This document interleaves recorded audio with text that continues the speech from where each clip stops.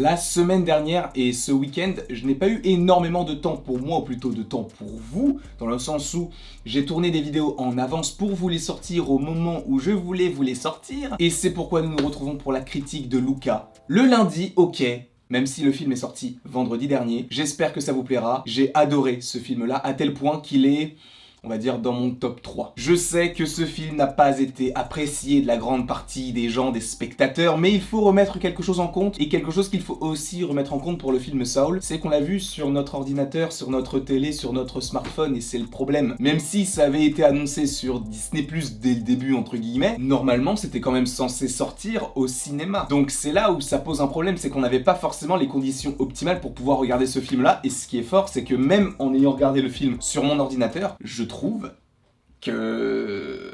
Après c'est personnel encore une fois, mais c'est l'un des films qui m'a le plus transporté. Sachez, juste avant que aujourd'hui il y a la critique, ce soir il y a le 100% anime, et demain, une petite vidéo en rapport avec les easter eggs de Luca. Il y en a pas mal. Je l'ai regardé au moins 3 fois.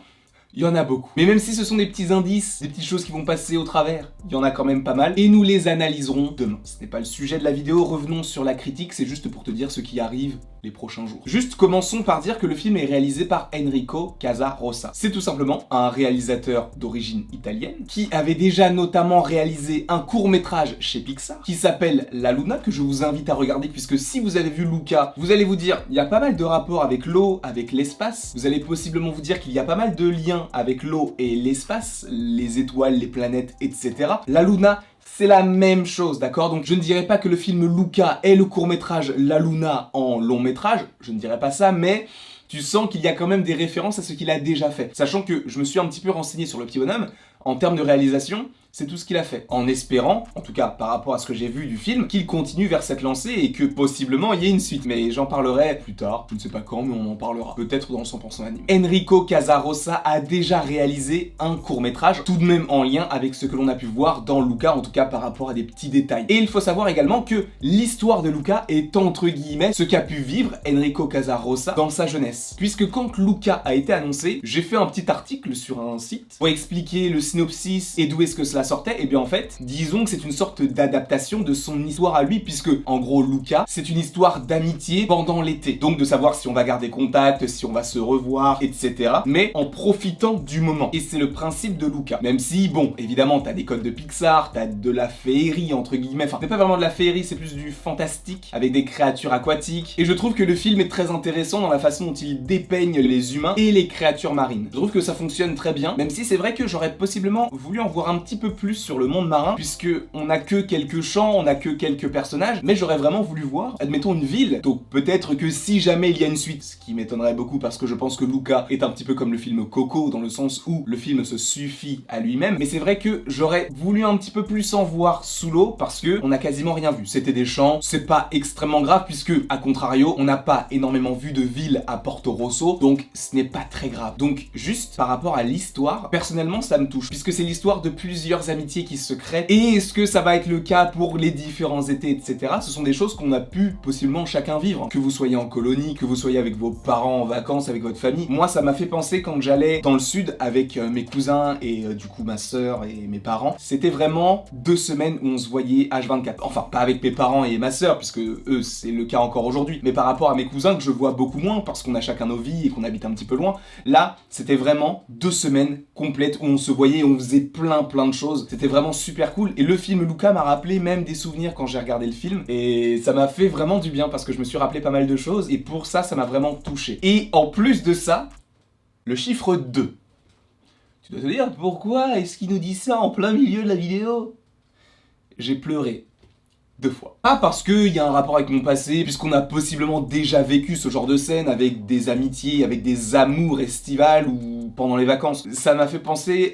C'est bizarre, hein? Bon, même pas, non, c'est pas bizarre. Et ça m'a fait penser en fait à ma maman, puisque disons que j'habite encore chez moi. Voilà, je vous livre un petit peu ma vie dans cette critique, et en même temps, ça va vous permettre de savoir pourquoi est-ce que ce film est vraiment un de mes films préférés Pixar. Parce que peut-être que pour vous, ce n'est pas le cas. Mais ça m'a fait penser en fait à ma maman ou même à mon papa aussi, parce que dans ce film-là, je me suis énormément identifié à Luca. Parce qu'à la fin, attention, spoiler, de toute façon cette critique contiendra du spoil, mais à la fin, tu te dis, mais il a quitté ses parents, sa maman, elle lui dit qu'elle sera toujours là, qu'il pourra toujours revenir quel que soit le problème, qu'ils seront toujours là, enfin, ils seront toujours là, ok? Et du coup, ça m'a énormément touché, c'est quand même à ce moment-là, c'est la première fois où j'ai pleuré quand il y a eu ce petit moment-là, je crois que c'était juste avant qu'ils partent en voyage. En fait, j'ai pleuré 2 fois quasiment au même moment, peut-être même 3 fois quand il gagne et qu'il retrouve ses parents, et voilà, enfin bref. Mais par rapport aux parents, par rapport aux liens et tout, sachant que moi j'ai 23 ans et que c'est vrai que je suis encore chez mes parents, je me dis peut-être qu'un jour, c'est même pas peut-être, c'est qu'un jour, je partirai. Et je sais que ça me tracasse parce que je suis très proche de mes parents, etc. Un petit peu comme Luca l'est avec ses parents. Et le fait qu'il y ait ce rapport dans un film d'animation Pixar, déjà ça me touche particulièrement parce que, encore une fois, je suis très proche de mes parents, mais je me suis identifié encore plus à Luca parce qu'il part en fait, il part pas pour un été, il part limite pour vivre sa vie, alors qu'il c'est encore un jeune homme, enfin c'est même pas, il a quoi, il a 12 ans, même pas. Donc personnellement je me suis identifié en me disant mais c'est vrai que moi aussi je vais bientôt partir, enfin bientôt, je sais pas quand, j'ai pas de date précise, mais ça me fait cogiter, et c'est aussi pour ça que les larmes m'ont coulé, quoi. Ouais, je suis un gars sensible, ouais. Quand tu apprends qu'Alberto, il a vendu la Vespa pour offrir un billet de train à Luca. Et ça, mais ça m'a détruit mon petit cœur. Je me suis dit, mais non. C'est marrant parce que je ne pensais pas que Luca allait partir. Je pensais qu'il allait revenir avec sa famille, enfin voilà, et qu'il allait faire sa vie, et qu'il allait revenir sur Terre, il allait aller dans l'eau, etc. Sauf que je savais qu'Alberto allait rester avec le père de Giulia. Parce que tu sais, il y a un petit lien entre les deux, entre Alberto qui n'a jamais connu son père, entre le père de Giulia qui lui se sent peut-être aussi seul, de n'avoir Giulia que pour l'été. Donc il y a ce petit rapport qui s'est créé, et moi j'ai adoré ça parce que tu sens que ça va évoluer. Après, je ne sais pas s'il y aura une suite à Luca, encore une fois. Même si, je vous le dis, j'aimerais, c'est qu'un souhait, mais j'aimerais vraiment qu'on t'annonce une suite à Luca en termes de série. Parce que Alberto, c'est cool, mais je me dis, c'est mieux de se centrer sur Luca, parce que là, on te dit, Luca, il va partir à l'aventure. Très bien. Mais une série Disney+ sur le personnage de Luca, qui apprend à vivre comme un humain, qui doit éviter l'eau, qui rencontre de nouveaux antagonistes, ça peut être intéressant. Par ailleurs, parlons des antagonistes, ou parlons de l'antagoniste.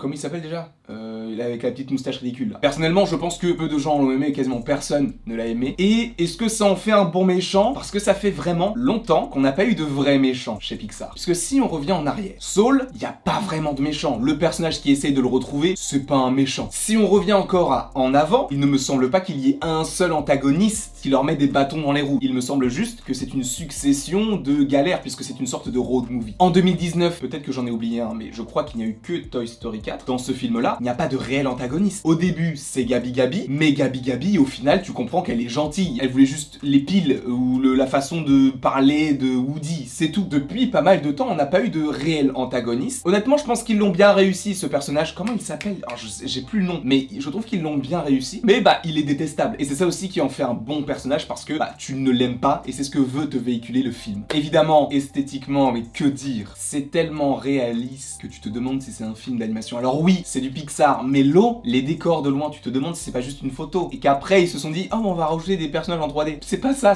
tout est dessiné, d'accord? Tout est numérisé, tout est en 3D, c'est incroyable, je trouve. Personnellement, j'ai adoré Luca de bout en bout. Il y a aucun moment où je me suis dit, ah, c'est peut-être un petit peu long, puisque tout arrive vraiment très rapidement. Et ça fonctionne parfaitement bien. En tout cas, je ne sais pas ce que vous avez pensé de ce film d'animation. N'hésitez pas à le mettre en commentaire. Si je devais donner une note à Luca, sachant que je crois que pour là-haut, j'ai dû donner un...